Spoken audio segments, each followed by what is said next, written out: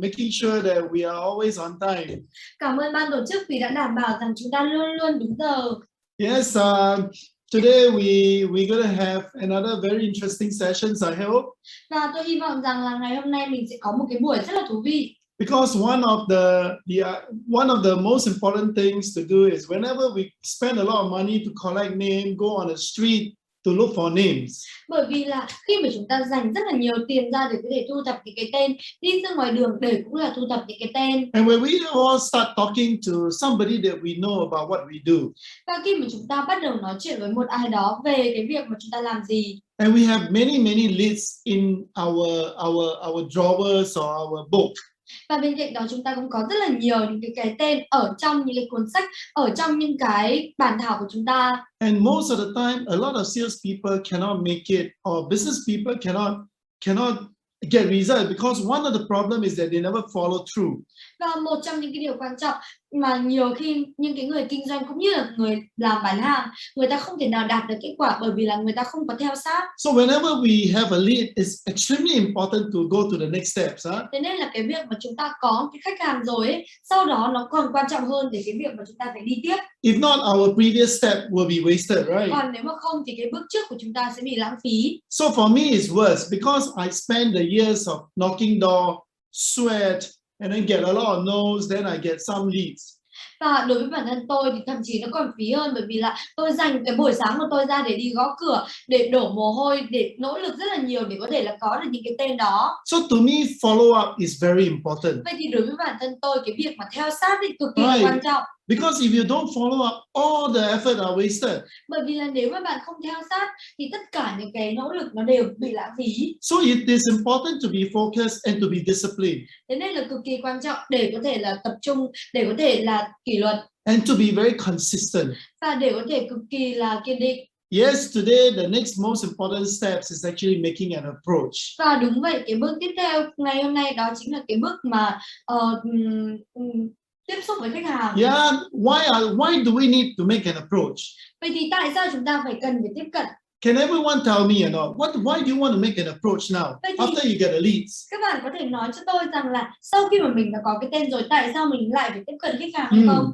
What can you comment or not? Why do we want to make an approach? Các bạn có thể comment ý kiến của mình cho tôi được không? Sau khi mà mình có cái tên, tại sao chúng ta cần phải tiếp cận với khách hàng? Yeah, why?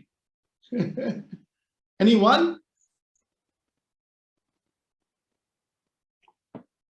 Why do we want to make an approach? Tại sao chúng ta lại cần phải tiếp cận khách hàng? Yes. Is that making appointment? Yes. Make things happen. Okay, cool. Right. Okay. What else? Chúc sale, huh? Cool. Nice. What else? Anything? Good. Thank you very much. That's how we're gonna start the morning. Make an appointment. Và đúng vậy. Rất là cảm ơn các bạn. Vậy thì chúng ta sẽ bắt đầu cái buổi sáng ngày hôm nay như thế. Đó chính là để có thể là hẹn cuộc hẹn. Create an opportunity for us to close sales. Để có thể là tạo ra cơ hội cho chúng ta để có thể chốt được sale. Alright, that's what we want to do. We make an approach to make sure that we have an opportunity to close sales. Vậy thì đấy chính là những cái gì mà chúng ta muốn làm. Chúng ta tạo ra những cái, chúng ta tiếp cận khách hàng để có thể là hẹn gặp khách hàng và sau đó có thể chốt được sale. And I tell you that it is so important to have a very organized approach.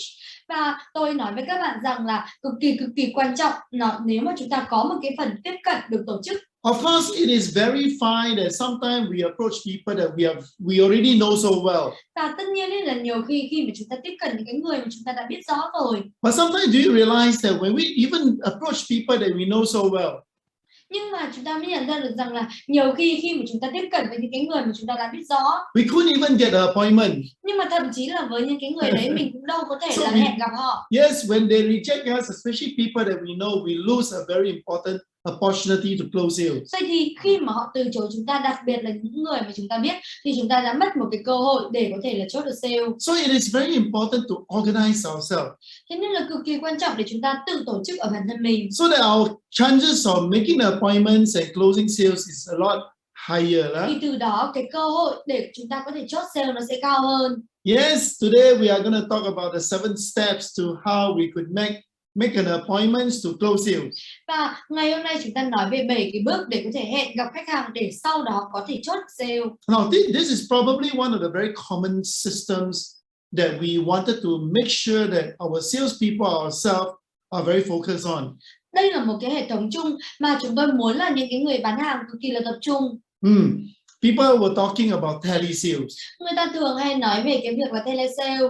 Of course, telesales or offline method is almost the same.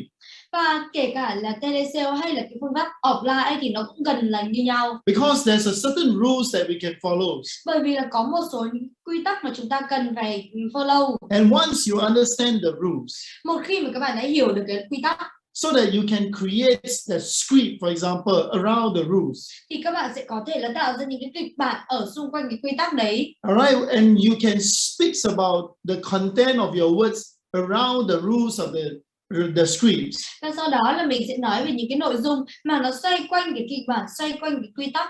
And this is exactly what I've been doing all my life. Vậy thì đây chính xác là những cái gì mà tôi làm trong suốt cuộc đời của tôi. You know, I still remember that when those days, because I wasn't a very good salesperson. Tôi vẫn nhớ rằng là cái ngày đấy không phải là bởi vì là tôi là cái người mà không phải là tôi bán hàng giỏi. Initially, when I started, thế nên là khi mà bắt đầu á, I was very worried about whether I can say properly or not say properly. Vậy thì tôi cực kỳ là lo lắng rằng là liệu tôi có thể nói một cách phù hợp hay không, tôi có mở miệng nói được không, hay là tôi có nói đúng hay không. So what I do is that initially I learn from people how they do it. Especially I have a very good, I call him the sales master, that will always show me how he make cold call and secure appointment. Vậy thì ngay từ cái thời điểm ban đầu ấy là tôi đã chọn cái cách là tôi nhìn vào những cái người ta làm và sau đó là tôi làm theo. Đặc biệt là tôi còn biết một cái người mà cực kỳ là giỏi ở trong cái lĩnh vực bán hàng, thế nên là tôi nhìn anh ấy gọi điện và tôi sẽ làm theo. I was every time so amazed by him. Tôi cực kỳ là ngạc nhiên bởi anh ấy. His voice is very cool. Cái giọng nói của anh ấy cực kỳ là cool. He say very simple sentence. Và anh ấy chỉ nói những cái câu đơn giản mà thôi. And the important thing is he could make appointment. Và cái điều quan trọng đó chính là anh ấy dễ dàng để có thể hẹn gặp. And the fact is that if I'm one person that listens to the other side of him. Và có một cái sự thật đó chính là nếu mà tôi ở cái đầu dây bên kia mà tôi lắng nghe anh ấy. And actually I wanted to see him. Thật sự nếu là tôi thì tôi cũng vẫn muốn gặp anh ấy. That's how good he was. Thì đấy chính là anh ấy tốt như vậy đó. So I was very impressed when I followed him to do cold call. Và thế nên tôi cực kỳ là ấn tượng khi mà tôi follow anh ấy để có thể là tiếp xúc gọi điện cho khách hàng lại. And to be honest is that he doesn't want to knock door. Và có một cái điều quan trọng đó chính là anh ấy không muốn là đi gõ cửa. He only focused on telesales. Anh ấy chỉ có tập trung vào cái telesale thôi. And I still remember when I was just about 23 years old, he was already like 40 years old. Và tôi vẫn nhớ rằng khi mà tôi 23 tuổi ấy, thì anh ấy tầm khoảng là 40 tuổi rồi. Until today, about 75 now, I think he still be going around talking to people, and the way he talks was really damn cool. Và đến ngày hôm nay ấy, thì anh ấy đã khoảng 75 tuổi rồi và anh ấy vẫn đi ra ngoài kia và anh ấy vẫn nói chuyện với mọi người và cái cách của anh ấy nói nó vẫn ngầu như cái ngày nào. And I think I never and will never be like him. Tôi trước đó là tôi nghĩ rằng là tôi không bao giờ có thể như anh ấy. Because he has his own trademark, meaning his personality when he calls. Bởi vì là anh ấy có kịch bản riêng của anh ấy, cái tính cách của anh ấy khi mà anh ấy gọi điện. And of course I got mine too. Và tất nhiên là tôi cũng có của tôi nữa. So the question is that if we wanted to be effective like him and like me. Vậy thì cái câu hỏi đặt ra rằng là liệu chúng ta muốn có hiệu quả như anh ấy hay là như tôi? There must be a certain ways I can learn. Thì nó sẽ có một số những cái cách nhất định để tôi có thể học. Because I can never be like him. Bởi vì là tôi không bao giờ có thể là giống hệt anh ấy. You can never be like me, right? Và bạn cũng không bao giờ có thể giống hệt tôi. So how do we learn? Vậy thì chúng ta học như thế nào? The best thing to learn is to have a certain principle steps. Vậy thì cái cách để học đó chính là chúng ta phải có được những cái nguyên tắc từng cái bước một. Remember the keywords. Để có thể nhớ những cái từ chủ chốt. That means you must always follow the rule. Có nghĩa rằng là cái quy tắc đầu tiên chúng ta luôn luôn phải follow cái quy tắc. And the second thing is to make sure that you remember the keywords và of every steps. Và cái thứ hai quan trọng đó chính là hãy đảm bảo rằng là mình nhớ những cái từ ngữ chính. Next thing is to keep on. If you are not sure like me, I memorize the script that I wrote. Và nếu mà cái điều tiếp theo mà bạn không nhớ như tôi thì bạn có thể là viết cái đó, mà nếu mà bạn như tôi thì bạn có thể là viết cái kịch bản ra và bạn phải ghi nhớ học thuộc nó. And I'm very careful. Và tôi cực kỳ là cẩn thận. After I write it, I memorize it. Sau khi mà tôi viết nó ra thì tôi phải ghi nhớ nó. I try it. Sau đó là tôi thử. And after a while, I keep adjusting it. Và cứ dần dần nên là tôi điều chỉnh. Until the point that I am okay. Và cho đến một cái thời điểm ấy mà tôi cảm thấy rằng tôi ok. Because my closing ratio gets better. Bởi vì là cái tỷ lệ chốt của tôi nó càng ngày càng tốt hơn. So that's what I do. Thì đấy chính là những cái gì mà tôi làm. And today I also wanted to recommend these systems to you. Và ngày hôm nay tôi cũng muốn giới thiệu cái hệ thống này cho các bạn. Because we know that a lot of us, like right now, we are at home. Và bởi vì tôi biết được rằng là nhiều người chúng ta đang ở nhà. We could make some cold call to try it out, right? Chúng ta có thể là gọi điện cho một số khách hàng mà thử. Because if you guys are saying that Ken, I got nothing to do. Bởi vì nếu mà các bạn cứ nói rằng này Ken, tôi không muốn gì để làm. Maybe it's true, maybe it's not true. Có thể là nó đúng nhưng mà có thể nó cũng sai. Maybe you have not done your project 100. Có thể là do bạn chưa có làm xong cái dự án 100. So that's the reason why yesterday I was suggesting you come on, do your project 100, man. Đấy là lý do tại sao mà ngày hôm qua tôi mới gợi ý cho các bạn rằng là làm cái dự án 100 đi. You can't have nothing to do. Bạn không thể nào mà không có cái gì để làm cả. Because we are in business. Bởi vì là chúng ta đang làm kinh doanh. If we are not talking to people, we are not in business. Nếu mà chúng ta không nói chuyện với người khác thì chúng ta đâu có đang làm kinh doanh đâu. Whether you are inviting him to attend a seminar. Kể cả là bạn có mời anh ấy đi tham dự hội thảo. Or attend the 21-day Zoom mentorship it can be. Hay là các bạn mời anh ấy tham dự cái chương trình Zoom 21 ngày mentorship cùng Ken Bay. Or to participate in some program. Hay là tham gia vào một số những cái chương trình. Everything that we do, we wanted to approach the person to create something. Vậy thì mỗi cái thứ mà chúng ta làm, chúng ta muốn tiếp cận với cái người đấy để có thể đạt được một số thứ. Of course, in this case, we are talking about making an appointment or getting somebody or inviting somebody to meet you or for an occasion. Và tất nhiên nên là ở trong cái trường hợp này chúng ta nói đến cái việc tiếp cận để có thể là mời cái người đấy đến một cái địa điểm hoặc là mời cái người đấy để có thể nói chuyện và hẹn gặp, có một cái cuộc gặp với mình. Like I say that there's only two ways technically to approach a person, right? Và tôi thường như là tôi đã nói là sẽ có hai cách thường đấy là người ta sẽ có thể dùng để tiếp cận. One way is to make a call. Đầu tiên đó chính là gọi điện. Many of you all call it telesales. Và nhiều người trong số các bạn gọi là telesale. Another way is to see face to face. Và một cái cách khác đó chính là đi gặp mặt trực tiếp.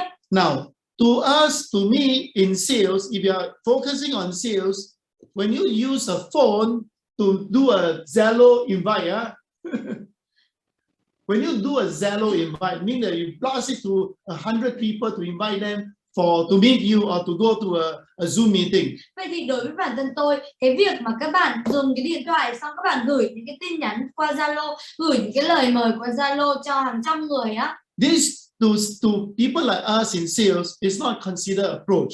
Và nhưng nếu mà các bạn làm như thế đối với những cái người như chúng tôi ở trong bán hàng thì chúng tôi không coi đó là cái cách tiếp cận.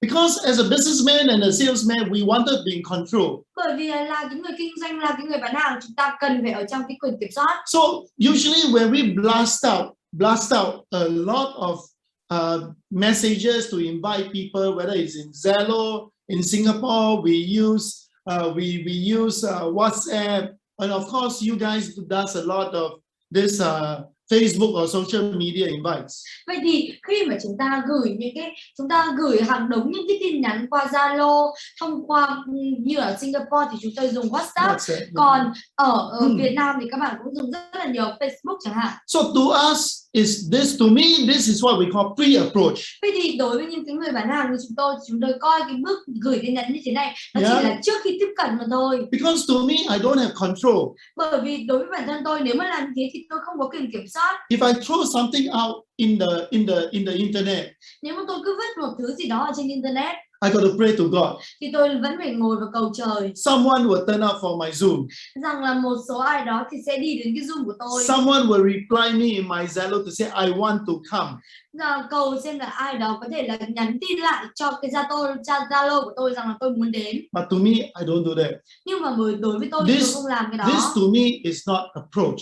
Đối với bản thân tôi thì cái này nó không phải là tiếp cận. This to me is a pre-approach activity. Cái này nó đối với tôi là cái bước trước khi tiếp cận. Because in sales we cannot wait. Bởi vì là ở trong bán hàng chúng ta không thể chờ đợi được. We need to get confirmation.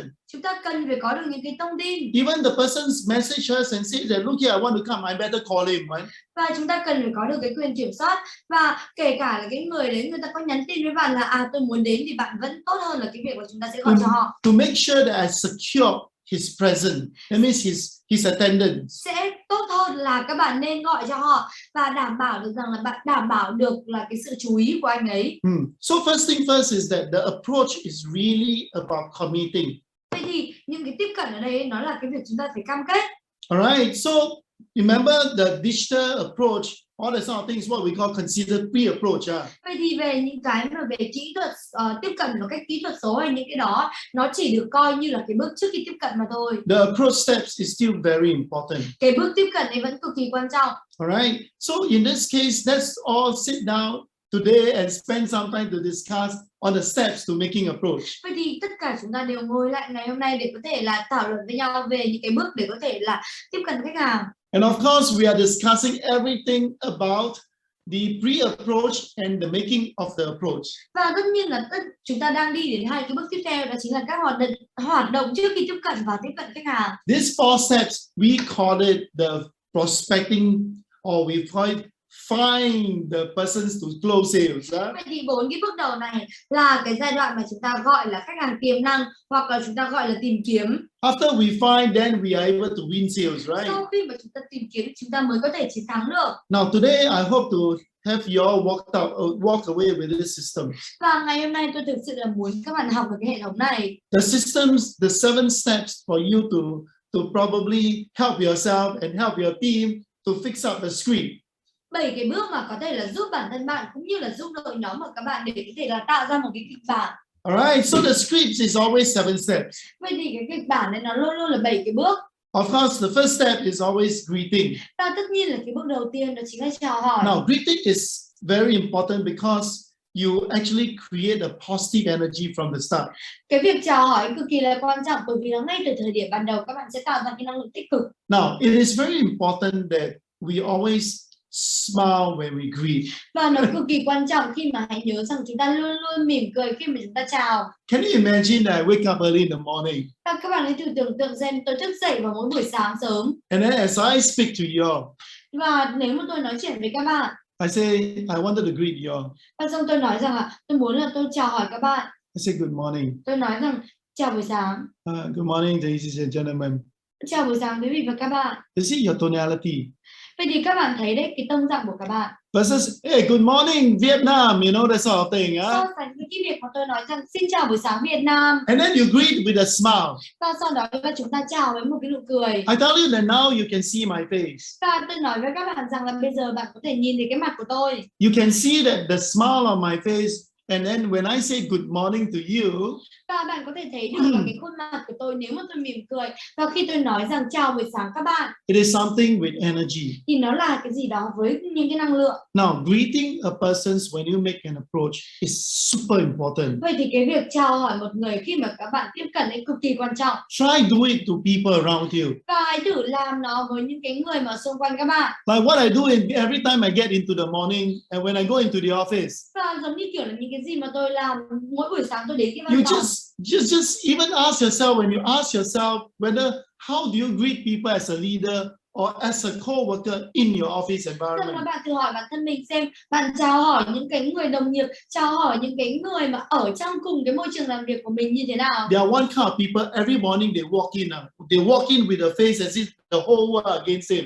Và có một số cái người mỗi buổi sáng người ta đi đến với cái gương mặt là cả thế giới nó chống lại họ. I've seen somebody here one day walk into the office.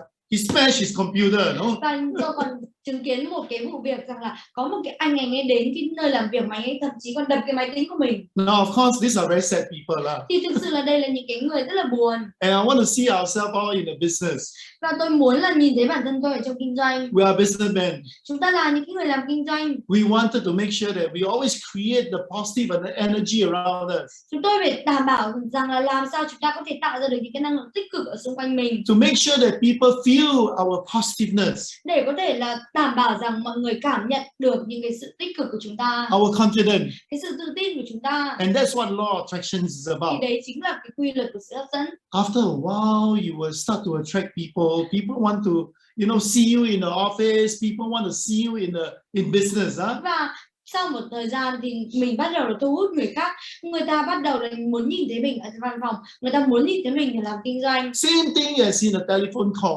Giống như cái kiểu mà gọi điện thì nó cũng tương tự như thế thôi. So that's the reason why if you felt that you're one-on-one persons that are very positive when you talk to people or smile, what I can suggest to you is to put a mirror in front of you.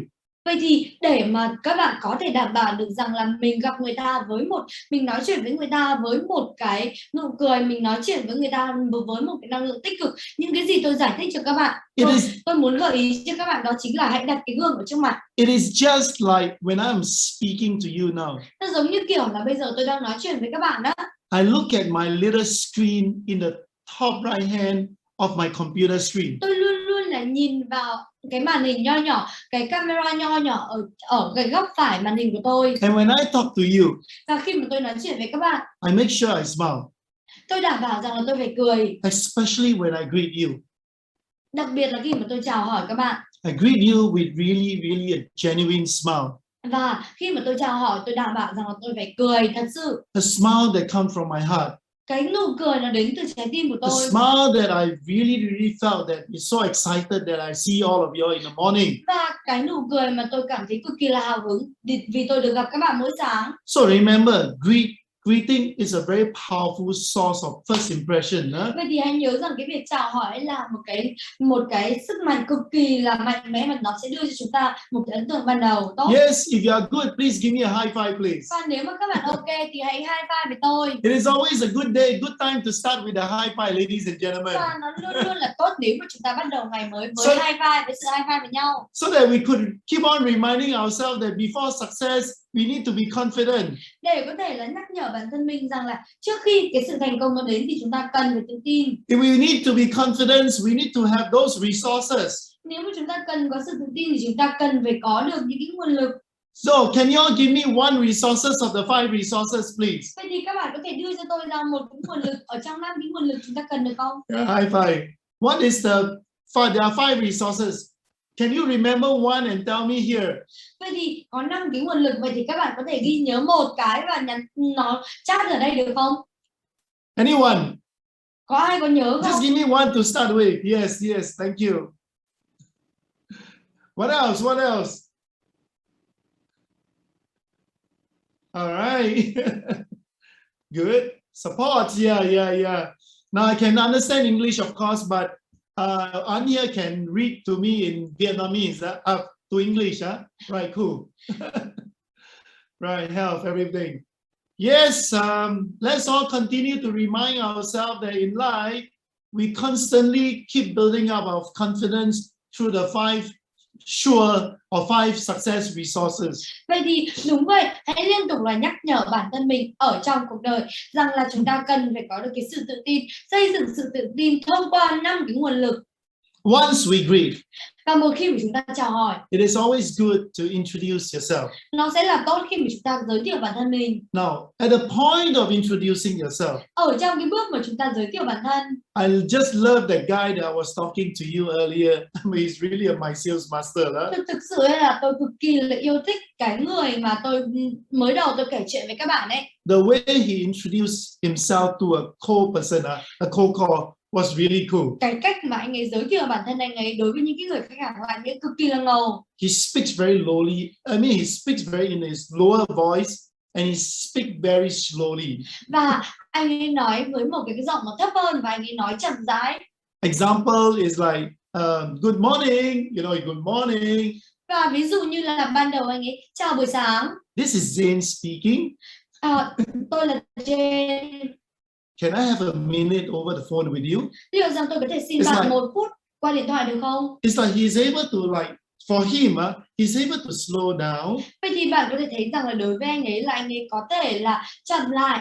Keep a slightly lower voice. Và anh ấy giữ cho cái tông giọng của anh ấy nó thấp hơn một xíu. And the other persons on the other side feel like, wow, this guy is cool. It's like Và confidence and professional. Và cái người ở đầu dây bên kia người ta sẽ cảm thấy được rằng cái người này quá là ngầu, anh ấy cực kỳ là tự tin và anh ấy rất là chuyên nghiệp. He makes sure that people on the other side knows who is calling. Vậy thì anh ấy đảm bảo được rằng là cái người ở bên đầu dây bên kia người ta biết được rằng ai đang gọi đến. It's like, good morning, he raised, and then this is Ken speaking from ABC companies. Giống như kiểu là ban đầu chúng ta chào buổi sáng, khi mà sau chào buổi sáng chúng ta cao giọng lên một chút và sau đó mình nói rằng là đây là Ken đến từ công ty ABC. So you notice that a lot of telemarketers, a lot of people they are not experienced. Vậy thì các bạn có thể để ý được rằng rất là nhiều những cái người mà gọi điện thoại sale không có kinh nghiệm. This is the part they lose, they give away, meaning they lose out. Đây là những cái bước mà người ta bỏ qua, người ta không có quan tâm đến cái bước đó. The moment he can greet well. Và cái khoảnh khắc mà anh ấy có thể chào hỏi tốt. The moment he doesn't introduce himself properly. Nhưng mà nếu mà cái khoảnh khắc mà anh ấy không có giới thiệu bản thân thích đáng. Like if I call you out, good morning, then you say okay, yes, good morning. Và ví dụ như là tôi gọi cho bạn và tôi bảo là chào buổi sáng và bạn nói rằng ok chào buibuổi sáng. I'm Ken Bay from ABC company. Và xong tôi mới nói rằng tôi là Ken Bay đến từ công ty ABC. You hit the second notes that you are not so confident. Alright, you're not prepared, or you are just excited, anxious. Vậy thì các bạn mới nhận thấy một điều rằng là nếu mà cái bước này mà chúng ta không có chuẩn bị tốt, nếu mà chúng ta bị nói lắp hoặc là nếu mà chúng ta không có thể hiện cái sự tự tin. So can you imagine if you're not prepared? Vậy thì bạn hãy tưởng tượng xem nếu mà chúng ta không có chuẩn bị. Or even this sort of things, you just need to be able to do it, prepare yourself.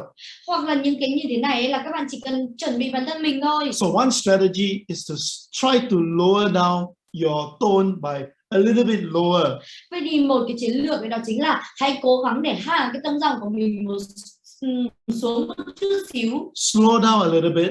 Chậm lại một chút. Introduce yourself. Và giới thiệu bản thân. Now, I'm talking about maybe most of the time we talk to people that you know. Và tất nhiên là nhiều khi là chúng ta cũng sẽ nói chuyện với những người mà chúng ta biết. That's fine.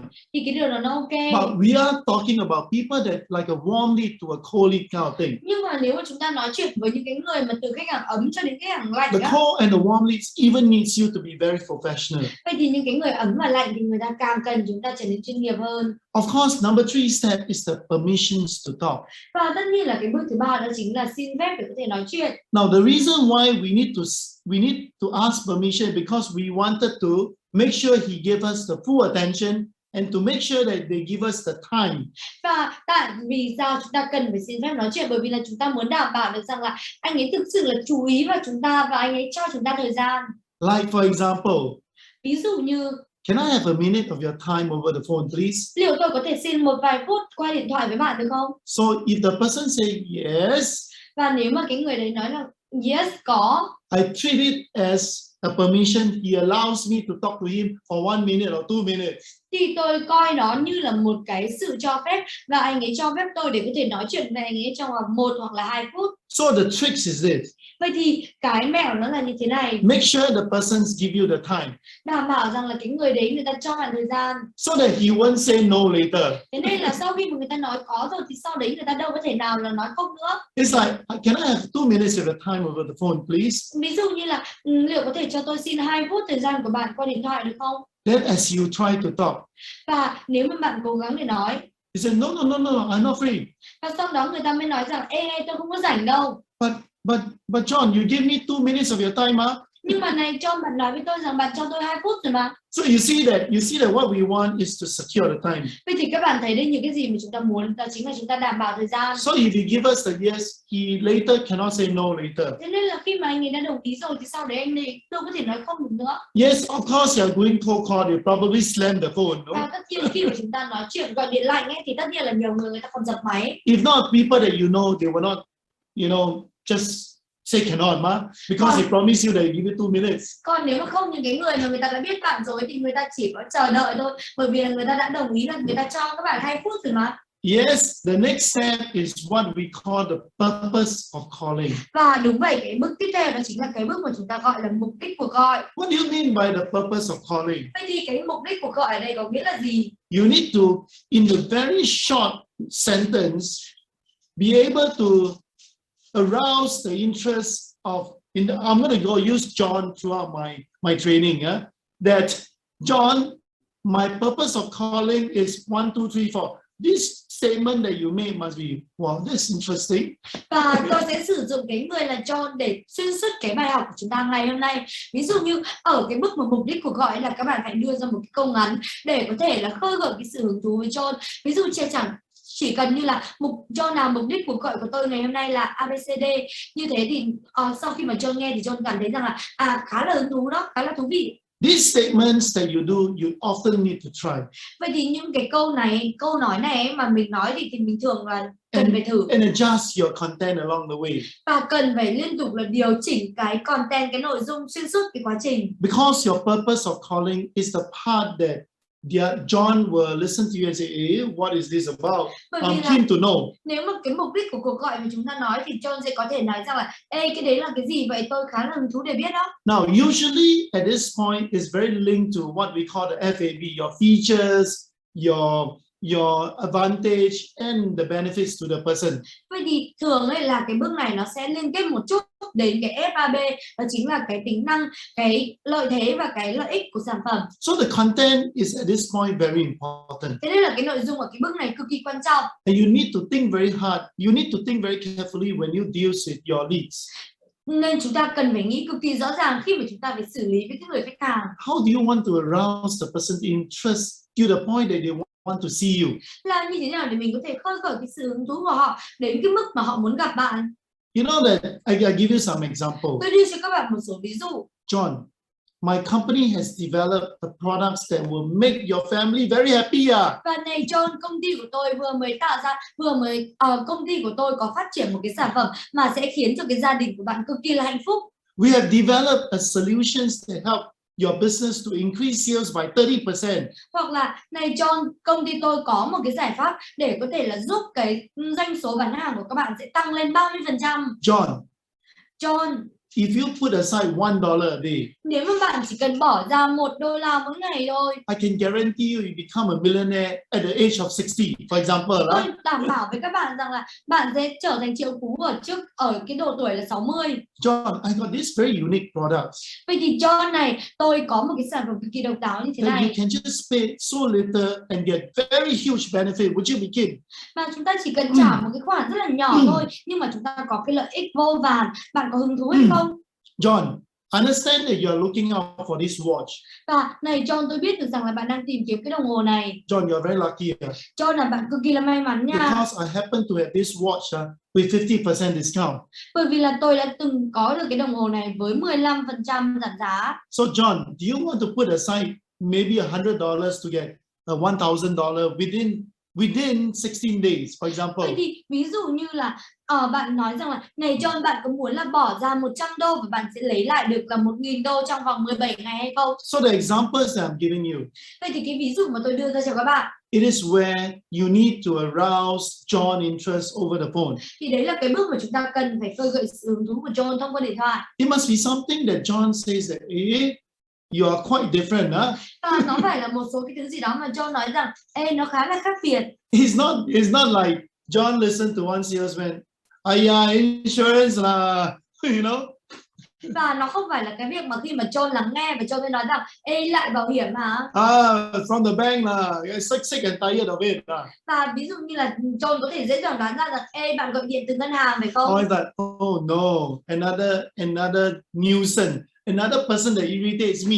Hoặc là John nói rằng ê lại một cái người bán hàng mới mà khiến cho tôi mệt mỏi. So this is very important, especially when you create the statements to state the purpose of your calling. Thế nên là cái này cực kỳ quan trọng, rằng là khi mà các bạn đưa ra một cái câu mà để có thể là thiết lập được cái mục đích của cuộc gọi. Is everyone okay? I'll give you the example later. Và các bạn có ok không? Về sau thì tôi sẽ cho các bạn nhiều ví dụ hơn. If it's okay, give me a 1. If it's not so okay, you're not clear, give me a 2. Và nếu mà các bạn ok thì cho tôi số 1, còn nếu mà không rõ thì cho tôi số 2. I don't believe that it's a 3. Everyone don't know, right? It's always a 1 or 2. Và tôi không tin rằng là nó có cái số 3 ở đây. Now, remember to follow the rule. Và hãy nhớ rằng để có thể là tuân theo cái quy tắc. Because every time when I notice there's a lot of people that wanted to learn about telesales and telesales. Bởi vì là tôi biết được rằng có rất là nhiều người muốn học về cái telesale Or cold call. hoặc là gọi điện lạnh. But there is a rule to all these things. If you learn it, you can apply it. Và đây chính là cái quy tắc cho tất cả những cái thứ đó. Nếu mà các bạn học được thì các bạn sẽ áp dụng I được. mean, it doesn't work for me overnight. Và nó không thể nào mà xảy ra với tôi qua một đêm được. Since I need to do cold call, Bởi vì là tôi cần phải gọi điện lạnh. I need to find a way that I can become successful at least to get result. Thế nên là tôi cần phải tìm một cái nơi mà ít nhất là tôi cũng trở nên thành công để có thể đạt được kết quả. So once you're able to get the John in this case to be okay, what is it about? They'll ask you, what is it about? Vậy thì ví dụ như ở trong cái trường hợp này, John đồng ý và John nói rằng là ok, cái đấy nó là cái gì vậy? Remember, I make many calls. Hãy nhớ rằng là tôi có thể gọi rất là nhiều cuộc gọi. Especially cold call. Đặc biệt là gọi lạnh. Wrong number là. Sai số. I talk to him before I talk only he slammed the phone, no? Và trước khi mà tôi nói thì nhiều người ta cũng giật cái máy lại. And some best you call them, they scold you, no? Và nhiều khi bạn gọi cho họ còn mắng bạn được cơ. There will be some number of them that are prepared to listen to you. Thì có thể là trong cái số đó thì có một số những cái người mà người ta sẽ chuẩn bị lắng nghe từ bạn. I tell you my attitude towards this sort of thing. Tôi nói với các bạn cái thái độ của tôi mà đến với những cái trường hợp như thế này á. My attitude is that okay, you don't listen to me, it's your loss, not my loss. Vậy thì cái thái độ của tôi đó chính là ok, nếu bạn không lắng nghe từ tôi thì là bạn đang mất đi, không phải là tôi mất cái gì đâu. I have a great idea that has benefited a lot of people. Tôi có một cái ý tưởng tuyệt vời mà sẽ đem lại lợi ích cho nhiều người. If you don't allow me, it's just your loss. Nếu mà bạn không cho phép tôi để nói thì bạn đang mất mà. Not mine. Không phải là tôi. And when I go on the street, và nếu mà tôi đi ra ngoài đường, or do cold call, hoặc là tôi gọi điện lạnh, if the person don't want, okay, next one.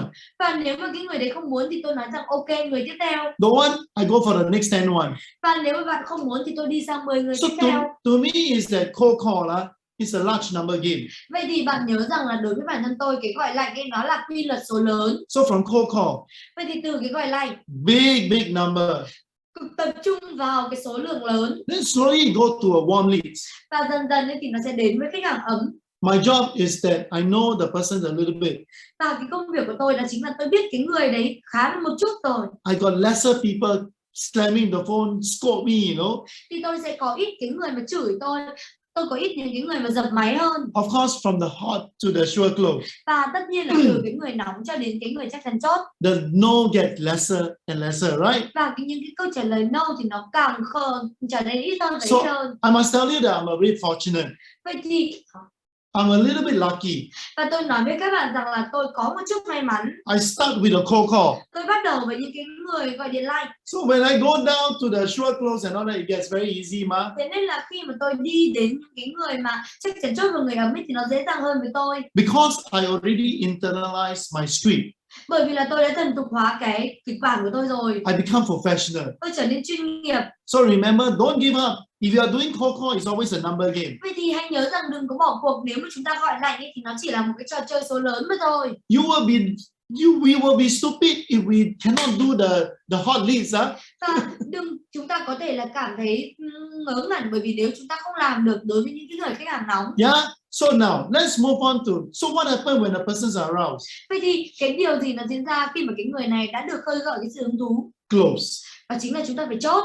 One of the best closing techniques in telephone call or telesales or making approaches is what we call the alternate close for appointment. Vậy thì Tiếp theo là chúng ta phải chốt. Một trong những cái bước mà chúng ta cực kỳ là hay sử dụng ở trong cái việc mà chốt khi gọi điện, khi mà telesale, khi mà hẹn gặp khách hàng, đó chính là đưa ra sự lựa chọn. When we say alternate close for appointment means we offer them 2 time slot. Vậy thì những cái gì mà tôi nói ra khi mà nói rằng là đưa ra sự lựa chọn, đó chính là chúng ta đưa cho họ 2 cái sự lựa chọn. Can I see you at 2 o'clock? Would you prefer 4 o'clock today? Rằng là tôi có thể là hẹn gặp bạn vào 2 giờ hay là bạn thích 4 giờ hơn. Can I see you today or tomorrow? Tôi có thể hẹn gặp bạn vào ngày mai hay là ngày nay hay là ngày mai. Can we have lunch or dinner?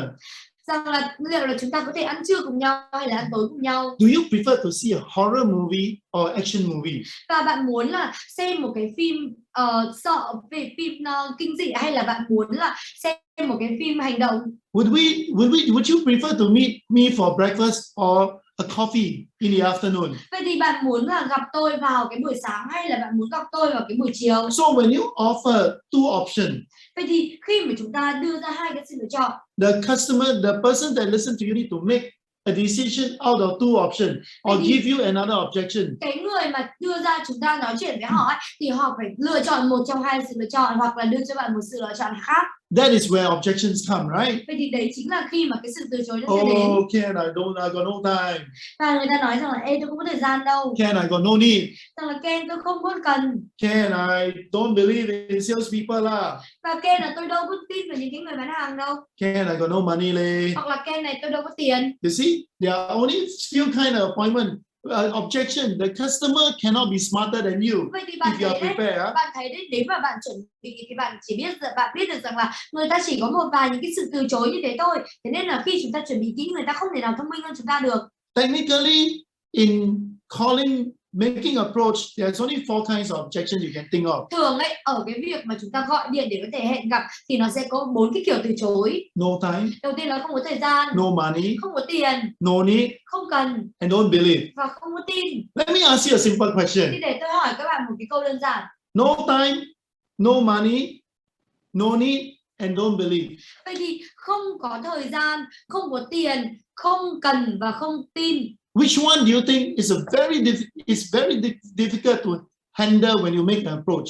Which objection? Cái sự từ chối nào mà các bạn nghĩ rằng là nó khó khăn nhất để có thể là xử lý? Which objection is very hard to? Can you please indicate in your comment?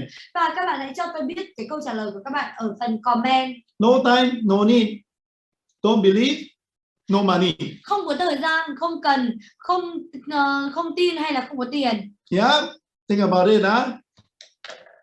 Good. All the 4. All right. Huh? No need, huh? Good. You see, let me tell you that actually one of the most difficult objections to handle is don't believe.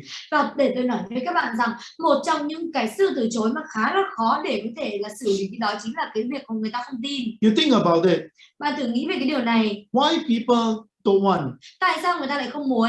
It's because they don't trust you. Bởi vì là người ta chưa They don't tin trust the bạn. salesman. Người ta không có tin những cái người bán Especially hàng. when you make a cold call. Đặc biệt là khi mà các bạn gọi lại. These are scam, don't listen to them. Và người ta thường nói rằng em mấy cái người này lừa đảo, không có cần lắng nghe. Yeah, so you see that don't believe is because of a person's experience. Vậy thì các bạn thấy đấy, cái việc mà không tin ấy là cái việc của những cái người mà người ta đã có kinh nghiệm. If you have no time, nếu mà các bạn không có thời gian, let's agree with another time. Thì hãy đồng ý với một thời gian khác. Maybe today you are not free. Thì có thể là ngày hôm nay bạn không rảnh. Let's arrange on the weekend. Vậy thì hãy cùng lên kế hoạch và cho cái ngày cuối tuần. Now, Mr. John. Vậy thì này Mr. John, I'll be surprised that you want to buy now. Tôi cực kỳ ngạc, nếu mà bạn muốn mua từ bây giờ thì tôi còn ngạc nhiên hơn cơ. If you are concerned about no money. Nếu mà bạn lo lắng về cái việc là không có tiền. My job is to see people. Và cái công việc của tôi đó chính là gặp người khác. Explain to people what I do. Và phải giải thích với người ta rằng là tôi làm gì. I'll be happy that if you like what I do. Và tôi cực kỳ là hạnh phúc nếu mà bạn thích những cái gì mà tôi làm. And we can do business together. Và chúng ta có thể làm kinh doanh cùng với nhau. Alright. So John, I'll be surprised at the moment you need it. Và này John, nếu mà thời điểm này mà bạn nói với tôi rằng bạn cần thì tôi mới ngạc nhiên cơ. But of course, I speak to a lot of people of your level. Và tất nhiên là tôi đã nói với rất là nhiều cái người mà ở cùng cái tầng lớp. They find this solution very interesting to their business. Người ta nói rằng là cái giải pháp này cực kỳ là thú vị đối với cái business của họ. At the end of my meeting, Và cho đến cái cuối cùng, cho đến cái cuối của cái buổi hẹn, many of them were probably not in the market now to invest, for example. và nhiều người trong số họ thậm chí còn không ở trong cái thị trường để có thể đầu tư. And some of them were, of course, feel that, it's good, let's do a go ahead. Nhưng mà một số người, rất là nhiều người ta cũng nói với tôi sau cái buổi hẹn đó chính là cái điều này nó tốt, chúng ta có thể mua hàng. And another group of people, they look at it and say, hey, my boss, I think will like it. Và còn một số người ấy, sau khi mà người ta nhìn vào cái đấy mà người ta còn nói với tôi rằng tôi nghĩ là cái người ông chủ của tôi cần đó. And of course, at the end of the day, I'm not going to take you a long time. Và cho đến cuối cùng thì tôi cũng không tốn các bạn nhiều thời gian. If you at the end of the meeting, if you think that there's no interest of you, it's okay. We still keep in touch, right? Và hãy nhớ rằng là cho đến cuối cùng khi mà tôi mà thuyết trình xong rồi mà bạn nói rằng là bạn không có cần hay bạn không có hứng thú thì nó vẫn ok, chúng ta vẫn cứ giữ liên lạc là được rồi. There's no need. Thì đấy chính là cái sự lựa chọn là không cần. When I tell you that I don't believe you. Và khi mà tôi nói với bạn rằng là tôi không có tin bạn. I tell you this more difficult, thì tôi nói với bạn rằng cái này nó càng khó để xử lý hơn. So how I handle don't believe. Vậy thì tôi sẽ xử lý cái việc là không tin như thế nào? Always remember that when a person don't believe because he may have some bad experience. Và hãy nhớ rằng khi người ta nói rằng người ta không tin nên là thường người ta sẽ có một số những cái kinh nghiệm tồi. Some unprofessional salesperson call him and irritates him. Người ta trải nghiệm một số những cái người mà không chuyên nghiệp, nên người ta gọi điện cho họ và người ta làm phiền họ. Maybe he has been scammed by some salespeople. Hoặc là anh ấy có thể là bị lừa dối bởi một số những cái người bán hàng. So he's very careful. Thế nên là anh ấy cực kỳ là cẩn thận. He don't believe. Anh ấy không có tin. Alright. So the belief part is that what we do is that we try to narrow it down to John. When you say you don't believe because you don't have time, or you don't need at the moment, or you don't have money. Còn mình có thể là khiến cho nó hẹp lại. Mình hỏi rằng là John, bạn nói rằng là bạn không tin, có thể là bởi vì là bạn không có thời gian hay là bạn không có tiền, hay là bạn nghĩ là bạn không cần. Yeah, I don't have money again. Thế xong là cái người đấy mới nói rằng là thực ra là tôi không có tiền đó. Oh John, I see. Like I said, John là tôi biết rồi. Like I said, John, I'll be surprised that you want to buy it. Như là tôi đã nói đó, John, tôi cực kỳ là ngạc nhiên nếu mà bây giờ bạn nói là bạn muốn mua. What I'm trying to do today, John, is to get some time, a bit of your time to explain to you what I do now. Và này John, như là tôi đã nói là tôi chỉ cần một cái khoảng thời gian nho nhỏ của bạn mà thôi để tôi có thể giải thích với bạn nó là cái gì. So normally after you handle objection, you must always go back to close for appointment. Vậy thì thường ấy, khi mà chúng ta xử lý cái sự từ chối rồi thì chúng ta cần phải quay trở lại để có thể chốt cho cái cuộc hẹn. So let's say they say, Ken, I got no time. Và ví dụ như họ nói rằng này Ken, tôi không có thời gian. So John, do you have just about 15 minutes of your time? Này John, liệu bạn có thể có là 15 phút hay không? At the end of the 15 minutes, if we felt that this is something that you're not interested, I will move on. Và nếu mà sau 15 phút bạn cảm thấy rằng là đây là những cái thứ gì đó mà bạn không có hứng thú ấy, thì tôi sẽ rời đi. So now you go into a very short time. Thế nên là bây giờ các bạn đi đến một cái thời gian rất là ngắn. If I ask you, John, I just need 12 minutes of your time. Này John, bây giờ tôi chỉ muốn là 12 phút của bạn mà thôi. Sometimes John said, hey, 12 minutes. Và nhiều khi John sẽ nói rằng, 12 phút hả? Yeah, just 12 minutes of your time. This is how I do my business. I go to a person 12 minutes. If he's not interested, I move on. Đúng rồi, 12 phút mà, thì đây là cái cách làm việc của tôi. Tôi đi đến một cái người 12 phút, nếu mà anh ấy không có hứng thú thì tôi đi thôi. Of course, John, we are friends. Và tất nhiên là này John, chúng ta là bạn. We will not talk about business, we will talk about other things. Chúng ta sẽ không nói về kinh doanh, chúng ta sẽ nói về nhiều thứ khác. Yeah, and sometimes we need to go back to our purpose of calling again. Thế nên là nhiều khi chúng ta lại phải quay lại cái mục đích của gọi. Like I said, John, I'm surprised that you need the product now. Ví dụ như mình nói rằng John, nếu mà bạn nói rằng bạn cần cái sản phẩm bây giờ thì tôi cực kỳ là ngạc nhiên đó. Like I say, my purpose of calling you is because my company has developed a good solution. Như là tôi đã nói rằng là cái mục đích của cuộc gọi này đó chính là cái công ty của tôi phát triển ra một cái giải pháp cực kỳ tốt. That I really want to make sure that people during the COVID time would spend their time learning about systems to fix up in their companies. Và tôi thực sự là ở trong cái thời điểm Covid này, người ta có thể sử dụng, người ta có thể học được những cái thứ mới để có thể là sửa chữa cái hệ thống của họ ở trong công ty. So if you are aware, I try to go back to the benefit statements again. Vậy thì nếu mà các bạn mà nhận thức được cái vừa rồi ấy là tôi đang quay lại để nói về cái câu về lợi ích đó. So of course, if John say yes, và tất nhiên khi mà John nói rằng có, now you got to make sure you go to step 7, right? Thì chúng ta cần phải đảm bảo rằng là chúng ta đi sang cái bước 7. Now make sure that you reaffirm the appointment, meaning that you make sure that John put in their diaries. Và tất nhiên ấy, là ở cái bước này chúng ta phải đảm là chúng ta phải xác nhận lại cái cuộc hẹn, đó chính là phải làm sao để John ghi lại cái cuộc hẹn này vào trong cái lịch của anh ấy. For example, Ví dụ, John, lần này John, this appointment is very important to me.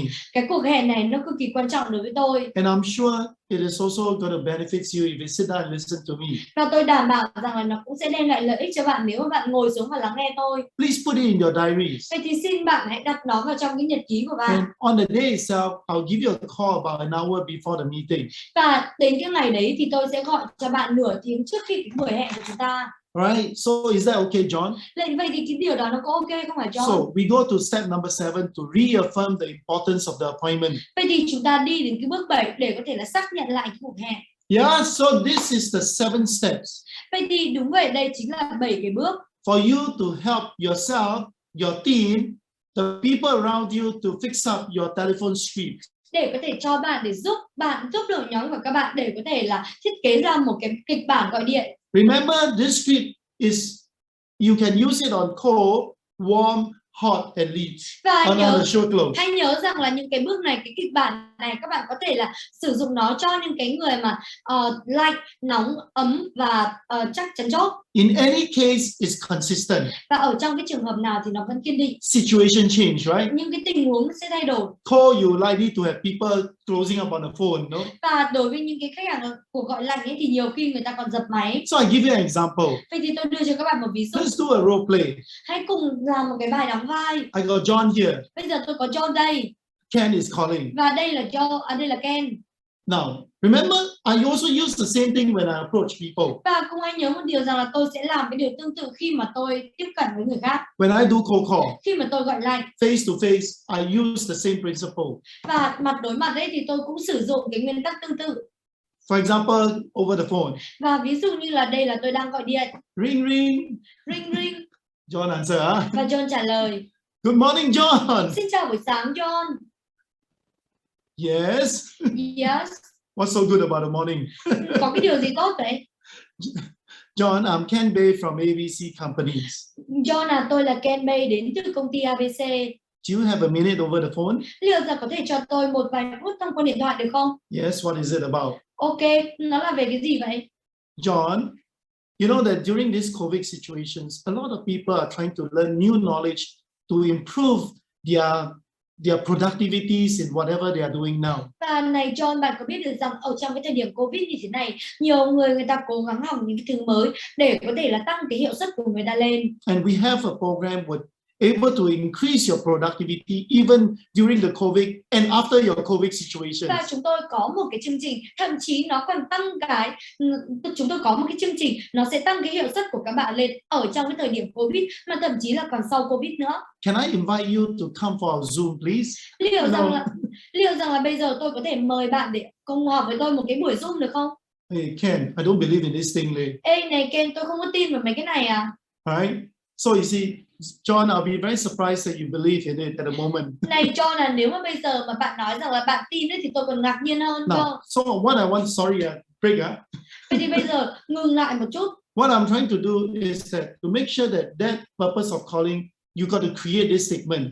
Vậy thì những cái gì mà tôi muốn đảm bảo ở đây đó chính là ở trong cái mục đích của gọi là chúng ta phải tạo ra một cái câu. So John, my purpose of calling you is because we have a program that helps people to stay very productive during this COVID situation. Này John, lý do mà tôi gọi điện cho bạn bởi vì là chúng tôi có một cái sản phẩm mà có thể giúp cho người ta hoạt động thật là tích cực ở trong cái thời điểm Covid như thế We này. help people to learn about the systems, Chúng ta giúp người ta để có thể là học về cái hệ thống, to stay productive during this period, để có thể là trở nên cực kỳ là hiệu suất ở trong những cái thời điểm như thế này. and even become more after the COVID situation. Và thậm chí là còn bùng nổ hơn nữa ở sau Covid cơ. Can I invite you to come for tonight sessions? Vậy thì liệu là tôi có thể là mời bạn đi đến cái buổi học tối It ngày just hôm nay? probably takes you an hour of your time. Nó chỉ tốn của bạn là khoảng nửa tiếng thôi. Or would you prefer this weekend where we have another sessions for you? Hay là bạn thích cái buổi cuối tuần hơn, khi mà chúng tôi sẽ tạo ra một cái buổi khác để các bạn có thể học? Ken, I'm not interested. Này Ken, tôi không có hứng thú. Oh, John, I'm really surprised that you'd be interested. You were interested in something that you have not been exposed to it. Tất nhiên rồi John, tôi cực kỳ là ngạc nhiên nếu mà bạn hứng thú với những cái gì mà bạn chưa biết đó. Why don't I invite you for tonight, or would you prefer this Saturday? Vậy thì liệu tôi có thể là mời bạn tham dự vào buổi tối ngày hôm nay, hay là bạn thích cái ngày thứ bảy hơn? Can you send me some information like internet and all that sort of thing? Có thể là nói cho tôi một vài cái thông tin từ internet hay Your là một website vài or what? hoặc là cái website của bạn đó. Of course, John, it's okay. I'll just drop you the website address. Tất nhiên rồi John, là tôi có thể gửi cho bạn một tin nhắn về cái website. But in the meantime, there's limited seat, John. Nhưng mà thực sự là nó chỉ có một số những cái ghế nhất định mà thôi. Why don't I reserve you for today, tonight, or would you prefer Saturday? Tại sao tôi lại không thể đăng ký bạn vào cái buổi tối ngày hôm nay hoặc là cái buổi ngày thứ bảy? Ken, I don't think I need it. Này Ken, tôi không nghĩ là tôi cần nó đâu. Alright, I don't like to learn anything now lah. Tôi không có thích học cái gì bây giờ cả. Oh, you know that, John, a lot of people, you won't be surprised, a lot of people that I talk to felt the same way like you. Và này John, bạn thì không ngạc nhiên đâu, bởi vì là tôi đã nói chuyện với rất là nhiều người và ban đầu người ta cũng nói mà người ta cũng cảm thấy như bạn. That is the reason why being a senior person in your company. Thì đấy là lý do tại sao mà làm một cái người mà cấp cao ở trong công ty của bạn. And that's the reason also why that I wanted to make sure that I invite you personally. Thì đấy là lý do tại sao mà tôi cũng phải đảm bảo rằng là tôi có một cái lời mời cá nhân dành cho bạn. This program has benefited a lot of leaders and their organizations. Cái chương trình này nó đã đem lại lợi ích rất là nhiều cho những cái người leader cũng như là cái tổ chức của We họ. have really wowed them with the system. Chúng tôi đã thực sự wow họ với cái hệ thống. And we have many testimonies that says that they have improved, they increased their productivity by many times. Và chúng tôi cũng có rất là nhiều những cái phản hồi chứng thực rằng là người ta đã tăng được cái hiệu suất của người ta lên rất là nhiều lần. John, I don't think it's going to be a waste of time. Cho nên là tôi không nghĩ là nó sẽ tốn thời gian, nó sẽ phí thời gian của bạn đâu. And like I say, just 1 hour of your time to sit around, listen to on Zoom on our program. Và như là tôi đã nói, bạn chỉ tốn khoảng 1 tiếng thôi để có thể lắng nghe chúng tôi, lắng nghe chương trình của chúng tôi ở trên Zoom. So can I invite you tonight, or would you prefer Saturday? Vậy thì tôi có thể mời bạn tối ngày hôm nay được không? Hay là bạn thích cái buổi ngày thứ bảy hơn? So John got the answer, right? Vậy thì bây giờ John phải trả lời. Ken, I'm not sure I got the time tonight or next Saturday because you know I got to do a lot of things nowadays. Này Ken, tôi không có đảm bảo rằng là tôi sẽ có thời gian tối nay hay là ngày thứ bảy, bởi vì là bây giờ tôi có quá nhiều việc phải làm. Like I said, John, tonight we want one session. Saturday we got one too. Và như là tôi nói là John, ngày hôm nay chúng tôi có một, và thứ bảy chúng tôi cũng có một buổi nữa. Maybe not this evening. Thì có thể là không phải buổi tối ngày hôm nay. Or Saturday. Hoặc là không phải là cái buổi ngày thứ bảy. Oh, I'm sorry, I suggested the wrong time. Xin lỗi bởi vì là tôi đã gợi ý cái khoảng thời gian sai. Actually, we have another sessions on Sunday. Và thực ra là chúng tôi còn có một cái buổi nữa vào cái ngày chủ nhật. And maybe next week about Monday we have another session. Hoặc là có thể là tuần sau vào cái ngày thứ hai chúng tôi lại có một cái buổi nữa. Can I book you in for either of these dates, John? Vậy thì tôi có thể là đặt chỗ cho bạn vào hai cái buổi, một trong hai buổi đấy hay không? Got to pay money or not? Xong John mới nói rằng là có cần trả tiền hay không vậy? Yes, John. It only costs you about, you know, $50. Và đúng vậy John, là nó chỉ tốn của bạn khoảng 15 đô mà thôi. 50 đô mà thôi. Ken, I cannot afford. Và này Ken, nếu mà như thế thì tôi không thể trả tiền được. But like I said, this weekend is a preview to you. Và John nói rằng là tôi không thể nào mà tôi chi trả được, và Ken sẽ nói rằng là ok, cái buổi cuối tuần này nó sẽ là một cái buổi xem trước đối với bạn, học trước. I'll be surprised that you want to attend the course immediately. Nếu mà các bạn nói với tôi rằng là bạn muốn tham dự cái khóa học một cách ngay lập tức thì tôi còn ngạc nhiên hơn á. So why don't I invite you for the program? Vậy thì tại sao tôi lại không, bạn có thể để cho tôi mời bạn vào chương trình được không? Would Sunday be good, or would you prefer the following Monday? Bạn có thể là tham dự vào cái ngày chủ nhật hay là cái ngày thứ hai nó sẽ tốt hơn. John will Okay lah, you put me on Sunday. Và ví dụ như John nói rằng ok, bây giờ có thể là ok đăng ký cho tôi vào thứ hai đi. Thank you, John. Vào chủ nhật đi. Thank you, John. I'm sure that your time will not be wasted. Ok, cảm ơn John, tôi đảm bảo rằng là cái thời gian của bạn sẽ không bị lãng phí. I will send you an invite now. Tôi sẽ gửi cho các bạn lời mời. John, because you are a very important person to me. John này, bởi vì là bạn là cái người cực kỳ quan trọng đối với tôi. And I want to make sure that you attend the program. Và tôi muốn đảm bảo rằng là bạn sẽ tham dự cái chương trình. Can you put a note in your diary, please? Liệu rằng bạn có thể ghi một cái ghi chú ở trong nhật ký của bạn được không? And on the day itself, I'll remind you. Và cho đến cái ngày đấy thì tôi sẽ nhắc nhở bạn. Is that okay, John? Thì cái điều đấy nó ok hay không? Okay. Ok. Thank you, John. I'll see you soon. Cảm ơn John, tôi sẽ gặp lại bạn, hẹn gặp lại bạn sớm. Example. Vậy thì đấy là một cái ví dụ. Now, this is an example of inviting somebody for a Zoom preview, maybe. Thì ví dụ như là đây là một cái ví dụ mà sẽ mời một người nào đó để tham dự một cái buổi Zoom, một cái buổi Zoom thử chẳng hạn. You notice that I handled about 7 times no, right? Vậy thì các bạn để ý thì tôi đã xử lý 7 cái câu trả lời no. A lot of sales people, when the John say no, they say thanks. Okay, they hang up. Rất là nhiều những cái người bán hàng khi mà John nói rằng là no ấy thì người ta dập máy, người ta cũng không làm gì nữa, người ta bỏ máy xuống luôn. Sometimes I feel that you make a call and you are doing productive thing, you are doing the right thing. Và nhiều khi tôi nghĩ rằng là nếu mà chúng ta gọi điện mà chúng ta làm những cái thứ mà nó có hiệu suất. I always feel that people are just not doing the right thing right. Nhưng mà tôi mới nhận ra một điều rằng là người ta đâu có làm những cái điều đúng đắn một cách đúng đắn đâu. You got to be prepared and handle the no's. Các bạn cần phải chuẩn bị và phải xử lý cái sự từ chối. You know that things like what I do now. Và các bạn hãy thử nghĩ xem những cái I gì mà can tôi repeat làm. to you in any occasion. Tôi có thể lặp lại với các bạn ở bất cứ địa điểm nào. Tôi đưa cho các bạn một cái ví dụ. Good morning, John. Chào buổi sáng, John. I'm Ken May from ABC Company. Tôi là Ken May đến từ công ty ABC. My purpose of calling you, can you have a minute over the phone? Bạn có thể cho phép tôi một vài phút nói chuyện được không?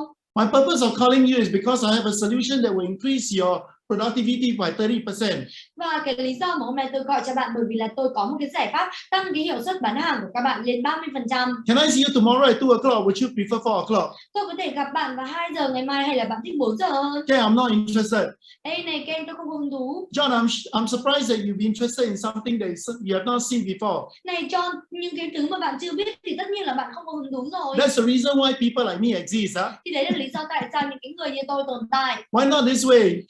Can I see you tomorrow 2 o'clock? Would you prefer 4 o'clock for me to explain to you this solution? Vậy thì có thể như thế này được không? Tôi có thể hẹn gặp bạn 2 giờ hoặc là 4 giờ ngày mai thì bạn thích hơn. Can you send me some brochures? Ê này Ken, có thể gửi cho tôi một số những cái tờ rơi trước được không? I'll love to send you some brochures, John.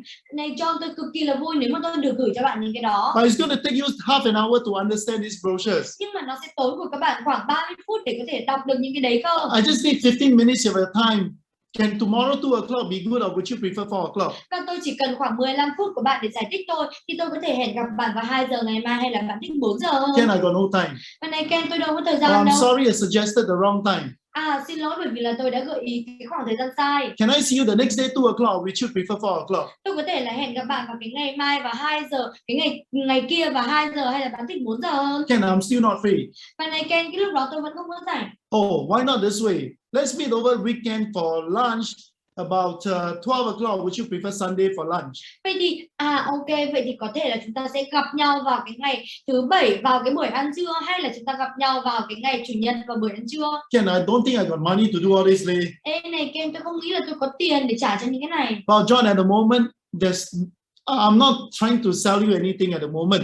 Và này John, cái việc mà tôi gọi hoặc tôi gặp bạn như thế này, tôi không phải là tôi cố gắng để bán cho bạn. You see, I'm in business to talk to as many people as possible. Và bạn thấy đấy, tôi đang làm kinh doanh thế nên là tôi cần phải nói chuyện với nhiều người nhất có thể. People of your level is somebody that I really wanted to talk to. Và những cái người mà ở cái level như bạn là những cái người mà tôi muốn nói chuyện. Why don't I see you on Saturday lunch or would you prefer Sunday? Vậy thì tôi có thể là hẹn gặp bạn vào cái buổi trưa ngày thứ Bảy hay là bạn có thể thích cái buổi trưa ngày Chủ nhật hơn. I'm not sure whether I want to meet with a salesperson. Ê này, tôi không có chắc là tôi là muốn gặp một cái người bán hàng đâu. Well, John, you see that I may appear to you as a salesperson, Và này John, có thể là tôi sẽ xuất hiện trước mặt bạn như là một cái người bán hàng. and I can understand how you felt. Và tôi có thể hiểu rằng tại sao bạn sẽ cảm nhận như thế nào. We've spoken to a lot of people. Tôi đã nói chuyện với rất là nhiều người rồi. Everybody speaks like you. Rất là nhiều người ta nói như bạn. When they receive a call like mine, Khi mà người ta nhận được những cuộc gọi như là của tôi. but when they met me, Nhưng mà khi mà người ta gặp tôi, many of them felt that it is something that they might need. và một số người trong số họ đã nghĩ rằng là đây là những cái thứ mà họ And cần. like I said, I only need 15 minutes of your time. Và như là tôi nói là tôi chỉ cần khoảng 15 phút của bạn thôi. If there's no value, we'll move on and we can change our subject. Nếu mà không có cái giá trị nào dành cho bạn thì chúng ta bỏ qua hoặc là chúng ta có thể đổi chủ đề. Can I see you on Saturday lunch or would you prefer Sunday? Vậy thì tôi có thể là hẹn gặp bạn vào cái buổi trưa ngày thứ Bảy, hay là bạn thích trưa chủ nhật hơn? Okay, Ken, just 15 minutes, huh? Ok, là chỉ có 15 phút thôi nha. Sure. Let's do it on Saturday, John, okay? Và chắc chắn rồi, mình sẽ làm nó vào cái buổi trưa ngày thứ Bảy được không? Okay. Và ok. Just to make sure that this appointment, can you put a note in your diary, please? Vậy thì để có thể đảm bảo được rằng là cái cuộc hẹn này nó xảy ra thì bạn có thể là ghi chú vào nhật ký của bạn được không? And I'll remind you an hour before the meeting. Và tôi sẽ nhắc nhở bạn khoảng 1 tiếng trước cái buổi hẹn.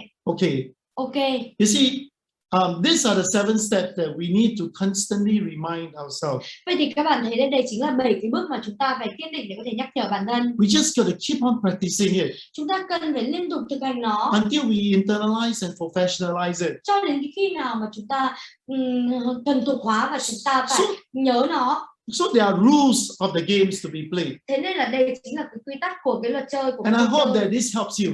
Và tôi hy vọng rằng là cái này nó sẽ giúp đỡ các bạn. Yeah.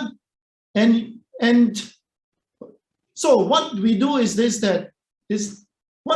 that you must remember this. Vậy thì những cái gì mà chúng ta làm đó chính là chúng ta phải nhớ cái điều này. When you design your script, khi mà chúng ta mà thiết kế một cái kịch bản to make an approach, để có thể là tiếp cận khách hàng, you gotta understand the psychologies of why people would give you the appointment. Chúng ta phải hiểu được cái tâm lý rằng là tại sao người ta lại cho chúng ta cái cuộc hẹn. The only reason that people would give you the appointment, cái lý do mà người ta đưa cho chúng ta cuộc hẹn, is because they're greedy. Bởi vì là người ta có cái lòng tham or love.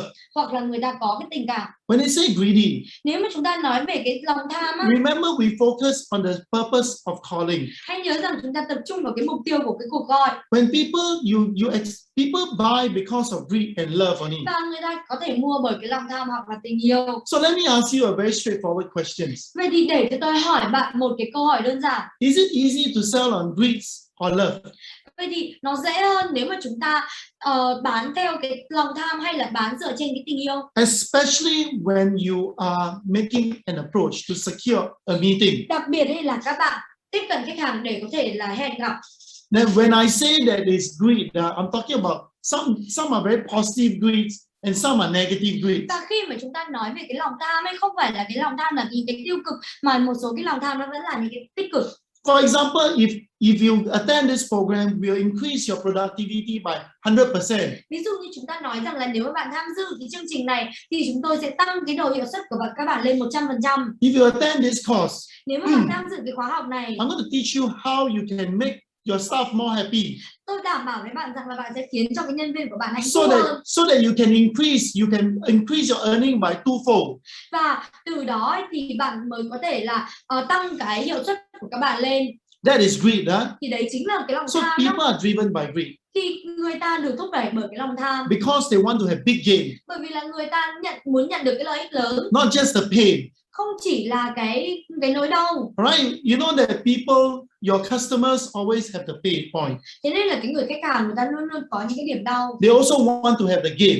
Nhưng mà bên cạnh đó thì người ta cũng muốn có được một số những cái lợi ích nữa. Gain has got a lot to do with greed, huh? Và những cái lợi ích đấy nó có rất là nhiều thứ cần phải làm với I want lòng to tham. be a millionaire. Ví dụ như là tôi muốn trở thành triệu phú. I want to have a millionaire to take care of my family. Tôi muốn trở thành triệu phú để có thể là lo lắng cho gia đình của tôi. So this is what we call gain. Vậy thì đây là những cái gì mà chúng ta gọi là cái lợi ích. And people also have their pain. Và bên cạnh đó người ta cũng có những cái nỗi đau. For example, look here, Ken.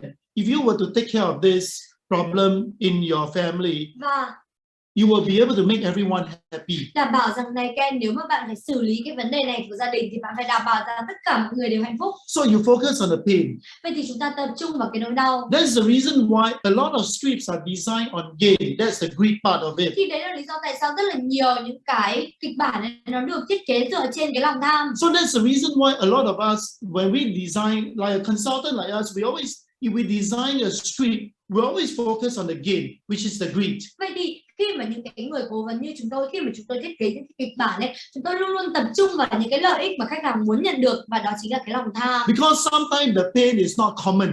Bởi vì là nhiều khi là cái nỗi đau nó không có chung. You talk to one CEO of a company to the next CEO of the company, their pains are very different in their companies. Và có thể là từ cái người CEO này cho đến cái người CEO khác thì cái nỗi đau của họ không giống nhau. But the gains are very common. Nhưng mà cái ước muốn của người ta, những cái lợi ích mà người ta mong muốn nó là chung. Increase your sales productivity by 100%. Người ta đều muốn là tăng cái năng suất bán hàng lên 30%, 100%. In the COVID situations, if you learn all this system, you can fix it up and increase your productivity by 100%. Và ở trong cái thời điểm Covid như thế này, nếu mà các bạn học được thì các bạn có thể sửa chữa và các bạn có thể là tăng cái năng suất lên 100%. So your people, your customer want to hear the gain. Vậy thì những cái người mua ấy thì người ta muốn nghe những cái lợi ích. Right? So the person, like I said, they got no time, no money, no need, I don't believe. Và những cái người như là tôi nói, họ không có tiền, không cần, không có thời gian và So không tin. usually all the objection always center around these four objections. Vậy thì thường ấy, những cái sự từ chối nó sẽ xoay quanh 4 cái sự từ chối này. So remember, we design the purpose of calling based on greed and love. Và hãy nhớ rằng là chúng ta thiết kế những cái mục đích của cuộc gọi dựa trên cái lòng tham và tình yêu. We practice and learn about the handling of the four objections. Chúng ta thực hành và nghĩ về cái cách làm như thế nào để xử lý 4 cái sự từ chối. That is, in my opinion, how we can make the approach and make people buy from us. Thì đấy là ở trong cái suy nghĩ của chúng ta để làm như thế nào để chúng ta có thể là tiếp cận với khách hàng và khiến cho người đó sau đấy là mua từ ta. And remember early on, Và hãy nhớ rằng một điều nữa. you know that there are all sorts of people that we are talking to.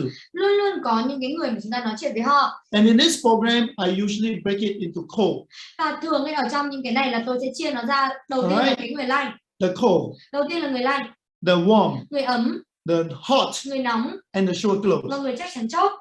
So you think about these 7 steps now. Vậy thì bây giờ các bạn nghĩ về 7 cái bước này. You notice that every kind of leads is different. Và bạn mới nhận ra một điều rằng là tất cả những cái người khách hàng này nó đều khác nhau. Example, when you greet a person. Ví dụ như khi mà chúng ta chào hỏi một người. Now you know that sure close is not very important, huh? Và mình thấy rằng là cái người chắc chắn chốt thì không quan trọng lắm. It's like somebody that you live with. Bởi vì là cái người này có thể là cái người nào mà bạn chung sống với họ. Alright, it's not as important. Nó không cần thiết là để phải cẩn thận cái việc chào hỏi này. Of course, hot is like, okay, you know the person already, ma. It's important, but not all important, huh? Và tất nhiên là cái người nóng thì bạn biết cái người này rồi mà, nó có thể là quan trọng nhưng mà nó không quá là quan trọng. But smiling in a cold call is the most important. Nhưng mà cái việc mà các bạn mỉm cười đối với khách hàng lạnh ấy nó còn quan trọng hơn. So that's how I went through with you just now. Thì đấy là những cái gì mà tôi vừa đi qua với các bạn. You smile. Các bạn cười. Your pitch and your pace. Nhưng cái tốc độ cũng như là cái tông giọng của các bạn. The professionalism that you ask for permissions. Cái sự chuyên nghiệp của bạn khi mà các bạn hỏi cho phép nói chuyện. Your purpose based on greed or love. Cái mục đích của cuộc gọi dựa trên lòng tham hay là tình yêu. The four kinds of the objections. Bên cạnh đó bốn cái sự từ chối. And professionally able to sign off with an reaffirmations of your appointment. Và cho đến cái cuối cùng ấy thì bằng cái sự chuyên nghiệp để có thể xác nhận lại cái cuộc hẹn. And then you see that, look here. You look at the plus and the cross. Vậy thì bây giờ các bạn mới nhìn thấy rằng là nhìn vào đây, các bạn nhìn thấy vào những cái phần mà gạch chéo cũng như là những cái phần mà tổng tích. Suggest to you how serious each kind of leads you can emphasize on. Nó đã gợi ý cho các bạn rằng là từng cái kiểu đấy thì các bạn sẽ có những cái mức độ như thế nào. Like I say that if you do a cold call, như là tôi nói khi mà chúng ta gọi lạnh, you need to have more preparations. Chúng ta cần phải có nhiều cái sự chuẩn bị hơn. Maybe when you are calling on people that you sure close, hoặc là chúng ta gọi những cái người mà chắc chắn chốt, you will probably be lesser off. thì chúng ta sẽ có ít cái sự chuẩn bị hơn. Like for example, when you call on a sure close, Và có thể là khi mà chúng ta gọi cái người chắc chắn chốt, you already know the person well. các bạn đã biết cái người đấy rồi. Making sure that you already know the pain point very well. Đảm bảo rằng là các bạn đã biết được cái nỗi đau rồi. You just need to focus on the benefit statement. Thì chúng ta chỉ cần là tập trung vào những câu tuyên bố lợi ích thôi.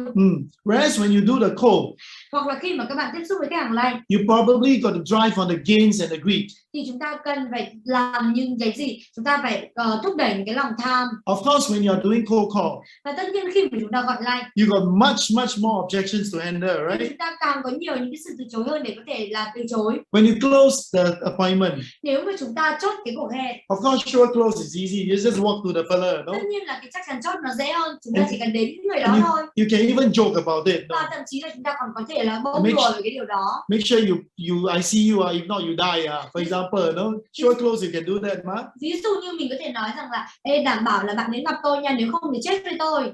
Alright. So I hope you enjoy today's sessions on how you can create a script and to close your sales. Và đúng vậy, hy vọng rằng là các bạn tận hưởng cái bài học ngày hôm nay và có thể là các bạn sẽ tạo ra được một cái kịch bản mà có thể chốt được sale. Now, I know that there's a lot of telesales training around. Và tôi biết được rằng có rất là nhiều những cái đào tạo telesale ở ngoài kia. But please, we are Asian people. Nhưng mà hãy nhớ rằng chúng ta là những cái người châu Á. Sometimes it's very difficult to remember script. Nhiều khi nó rất là khó để có thể là ghi nhớ những cái kịch bản. Sometimes training people, the trainer will not specifically tell you whether you're calling close, hot or warm. Nhiều khi người ta cũng không nói cho các bạn rằng là nói cho những cái người chắc chắn chốt nóng hay là ấm. So it is really depending on what are the kind of leads that you call on. Thế nên là cực kỳ là nó phụ thuộc vào là đâu là cái nhu cầu mà các bạn gọi. The whole script that you set up in 7 steps. Những cái kịch bản mà các bạn thiết lập ra ở trong 7 cái bước. You need to be able to vary according to the situation. Thì chúng ta cần phải biến đổi dựa trên tình huống. But make sure that we stay to the steps. Nhưng mà đảm bảo được rằng là chúng ta phải gắn liền với từng cái bước. It's only the emphasis. How where you emphasize on. Nó là cái bước, cái quan trọng ở đây đó chính là các bạn phải tập trung và các bạn phải nhấn mạnh vào những bước quan trọng như thế nào. People will give you an appointment and buy you. Hãy nhớ rằng là người ta có thể cho các bạn những cái cuộc hẹn gặp và mua từ bạn. If you understand the psychologies of people will give you the appointment. Nếu mà các bạn hiểu được về cái tâm lý tại sao người ta cho bạn cuộc hẹn. The greed. Cái lòng tham. Or the gain. Hoặc là cái sự lợi ích. Love. Hoặc là tình yêu. People buy because of love. Người ta mua bởi vì là tình yêu. Triggered by the pain point. Và hoặc là người ta bị mắc kẹt ở những cái nỗi đau. People won't buy. Người ta không mua. Won't give you the appointment. Không cho bạn cái cuộc hẹn. Because they don't believe. Bởi vì người ta không tin. They don't need. Người ta không cần. They don't have the time. Người ta không có thời gian. They don't have money. Và người ta không có tiền. Alright, these are very common. Thì đây là những cái lý do chung. Alright, and I hope that with this you have some fun this morning. Và tôi hy vọng rằng với cái điều đó các bạn đã có một số những cái vui vẻ buổi sáng ngày hôm nay. I believe that I will be very surprised that this session is not going to help you. Và tôi thực sự là ngạc nhiên rằng là nếu mà cái buổi ngày hôm nay nó không thể giúp bạn đó. Stick to the system. Hãy nhớ rằng là gắn liền với cái hệ thống. Bring this system back to your organizations or yourself and get a group of people to plan and to try it out. Và hãy nhìn vào những cái từng bước một và hãy có thể là thử nó, thực hành nó, tạo ra kịch bản và khiến cho những cái người của các bạn có thể là thử nó nữa. And with this, thank you very much everyone. Và với cái điều đó xin cảm ơn tất cả các bạn rất là nhiều. And I'm going to bring up Lynn. Where are you, Lynn?